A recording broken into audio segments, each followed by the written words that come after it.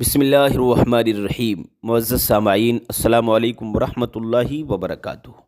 امید ہے آپ خیریت سے ہوں گے۔ اللہ آپ کو خوش رکھے، شاد و آباد رکھے۔ اللہ پاک آپ کی زندگی میں خوب بہاریں عطا فرمائے۔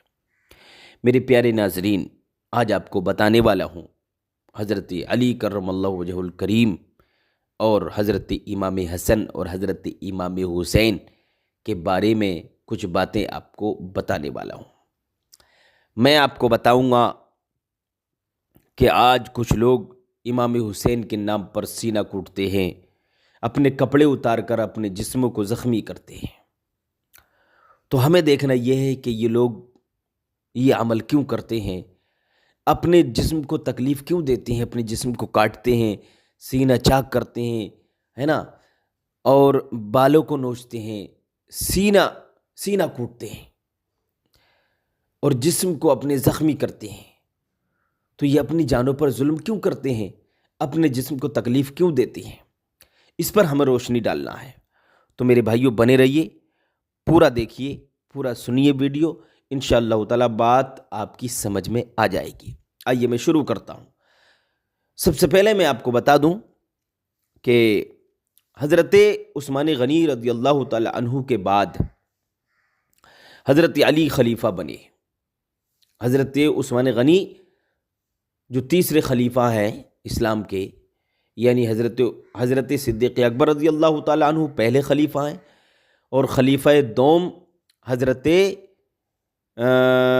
عمر فاروق اعظم ہیں، اور تیسرے خلیفہ حضرت عثمان غنی رضی اللہ تعالیٰ عنہ ہیں، اور چوتھے خلیفہ حضرت علی کرم اللہ وجہ الکریم ہیں۔ تو کہنے کا مقصد یہ ہے کہ حضرت عثمان غنی کے بعد، یعنی آپ کے وصال کے بعد، حضرت علی خلیفہ بنے، آپ کو خلیفہ بنایا گیا۔ تو حضرت عثمان غنی کا جب انتقال ہو گیا تو اس کے بعد میں جب آپ کو خلیفہ بنایا گیا تھا، اس سے پہلے یہ دیکھا گیا کہ مدینے میں آپ کے چاہنے والے تھے، لیکن اس سے بھی زیادہ آپ کے چاہنے والے کوفہ میں موجود تھے۔ کوفہ والے یہ چاہتے تھے کہ حضرت علی یہاں پر کوفہ میں بیٹھ کر خلافت کے فرائض کو انجام دیں۔ تو کہنے کا مقصد یہ ہے کہ آپ کے چاہنے والے کوفہ میں زیادہ تھے بنسبت مدینہ شریف کے، تو کوفہ میں ہی دارالخلافہ بنا دیا گیا۔ تو کوفہ سے ہی آپ خلافت کے فرائض کو انجام دیتے رہے، کام کرتے رہے، دین کا، اسلام کا کام وہاں سے ہوتا رہا۔ اب وہاں وہ جو کوفے والے لوگ تھے وہ حضرت علی سے بے پناہ محبت کرتے تھے، تو کوفہ کو ہی دارالخلافہ بنا دیا گیا۔ اب وہ یہ چاہتے تھے کہ حضرت علی کے بعد میں حضرت امام حسن خلیفہ بنے اور ان کے بعد میں امام حسین خلیفہ بنے۔ چاہتے تھے، محبت کرتے تھے، لیکن وقت پڑنے پر ان کے اندر خرابی یہ تھی کہ وقت پڑنے پر یہ غداری کر جاتے تھے، پھر جاتے تھے، مڑ جاتے تھے، کبھی پیسوں کو لے کر، کبھی انعامات کو لے کر کے، پیسوں کو دیکھ کر، زمین جائیداد کو دیکھ کر، حکومتوں کو دیکھ کر، حکومت کے لالچ میں، ہے نا، پیسے کے لالچ میں، خزانے کے لالچ میں، روپیے پیسے کی دولت کی لالچ میں، یہ انہوں نے حضرت علی کے ساتھ بھی غداری کی، حضرت امام حسن کے ساتھ بھی غداری کی، اور آخر میں پھر حضرت امام حسین رضی اللہ تعالیٰ عنہ کے ساتھ بھی انہوں نے غداری کی۔ کس لالچ میں؟ حکومت کے لالچ میں، پیسے کے لالچ میں، دولت کے لالچ میں۔ تو آئیے میں آپ کو بتا دوں، جب حضرت علی کرم اللہ وجہ الکریم کا وصال ہو گیا، اب خلافت پر فائز تھے، فرائض انجام دیتے رہے، آپ کا وصال ہو گیا، آپ کی شہادت ہو گئی، تو شہید بھی انہی لوگوں نے کیا، کوفہ والوں نے۔ اور جو لوگ کوفہ میں رہتے تھے ان کو شیعان علی کہا جاتا، شیعان علی۔ اب آپ کی شہادت جب ہو گئی تو امام حسن خلیفہ بن گئے، ان کے ساتھ بھی انہوں نے غداری کی۔ پھر جو ہے خلافت حضرت امیر معاویہ کو مل گئی، حضرت امیر معاویہ رضی اللہ تعالیٰ عنہ کو مل گئی خلافت۔ لیکن کوفہ والے یہ نہیں چاہتے تھے کہ حضرت امیر معاویہ کو خلافت ملے، وہ یہ چاہتے تھے کہ اہل بیت پاک کے گھرانے میں ہی، اہل بیت کے گھرانے میں ہی خلافت رہے۔ اب امام حسن کے ساتھ بھی انہوں نے غداری کی، حضرت علی کے ساتھ بھی غداری کی۔ اب جب حضرت امیر معاویہ پر خلافت آئی، حضرت امیر معاویہ رضی اللہ تعالیٰ عنہ پر جب خلافت آئی تو وہ لوگ اس چیز کو ناپسند کرتے تھے، ان کو یہ بات پسند نہیں تھی۔ تو ان کے بعد میں یزید پلید جبراً منصب خلافت پر فائز ہو گیا، اور یہ بات کوفہ والوں کو ناپسند تھی، ناگوار گزری انہیں یہ بات۔ وہ ابھی تک بھی کوفے والے ابھی تک، یعنی اب اس وقت کی بات بتا رہا ہوں، ابھی تک یزید کے ساتھ نہیں تھے، یزید کے ساتھ نہیں تھے۔ پھر انہوں نے کیا کیا کہ مدینہ شریف خطوط بھیجے، بہت سارے خط بھیجے، 150 کی روایت ہے، کسی میں کم اور زیادہ کی بھی روایت ہے، خطوط بھیجے۔ تو حضرت امام حسین رضی اللہ تعالی عنہ نے مشورہ کیا، جو اور بھی لوگ تھے وہاں مدینہ شریف میں جو آپ سے عمر میں زیادہ تھے، ان سے بھی مشورہ کیا۔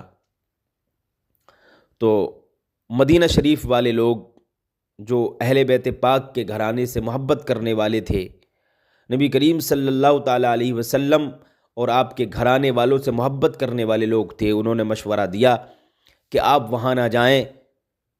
انہوں نے، کوفیوں نے، جو کوفی ہیں، انہوں نے آپ کے والد محترم کے ساتھ بھی غداری کی، بے وفائی کی، اور حضرت حسن کے ساتھ بھی غداری کی۔ وہ آپ کے ساتھ بھی غداری کر دیں گے، بے وفائی کر دیں گے، آپ وہاں نہیں جائیے۔ تو فیصلہ یہ ہوا کہ حضرت امام حسین نے پہلے جائزہ لینے کے لیے مسلم بن عقیل رضی اللہ تعالیٰ عنہ کو بھیجا۔ جب مسلم بن عقیل رضی اللہ تعالیٰ عنہ کو بھیجا، وہ داخل ہوئے کوفہ میں، تو ان کا استقبال ہوا، لوگوں نے ان کے ہاتھ پر بیعت کی، لوگ آپ سے بہت محبتیں جتا رہے تھے، بہت محبتیں جتا رہے تھے۔ پھر مسلم بن عقیل رضی اللہ تعالیٰ عنہ نے خط لکھا کہ حسین اعظم آپ آ جائیے، یہاں کے حالات ٹھیک ہیں، یہاں کے حالات اچھے ہیں، آپ تشریف لے آئیے۔ ادھر خط پہنچ گیا، روانہ کر دیا، اور ادھر پھر یزید نے اعلان کر دیا کہ اگر کسی نے بھی مسلم بن عقیل کی بیعت کر لی ہو تو وہ اپنے انجام کی فکر کر لے، ہم اس کے گھر کو جلا دیں گے۔ بہرحال ان کو ڈرایا، دھمکایا، قتل کی دھمکی دی، برباد کرنے کی دھمکی دی، جلانے کی دھمکی دی، دھمکیاں دیں۔ جب اس طرح کے کام ہوئے تو کوفہ والے پھر گئے، انہوں نے بیعت توڑ دی، مسلم بن عقیل کی حالات خراب ہو گئے، یہاں تک کہ حضرت مسلم بن عقیل رضی اللہ تعالیٰ عنہ کو بھی شہید کر دیا، ان کے بچے تھے ان کو بھی شہید کر دیا، دونوں بچوں کو، اور مسلم بن عقیل کو بھی شہید کر دیا گیا۔ اب امام حسین جب آئے وہاں تو کوفہ والے تو پھرے ہوئے تھے، کوفہ والے تو پھر چکے تھے۔ پھر آخر میں کیا ہوا کہ کوفہ والے جب پھرے، پہلے محبت کے دعوے کر رہے تھے، تو انہوں نے امام حسین کو بھی شہید کیا، ان کے ساتھ بھی غداری کر دی۔